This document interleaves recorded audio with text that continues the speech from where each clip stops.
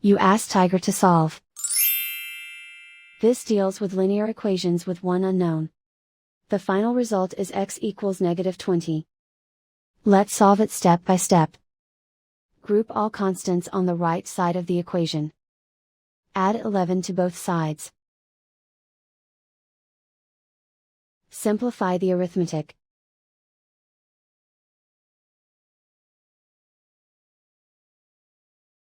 Isolate the x. Multiply both sides by inverse fraction 2/1.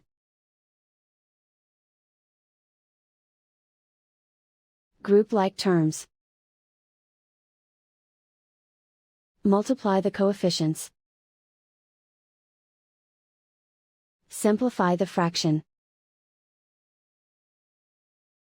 Simplify the arithmetic. And so the final result is x equals -20.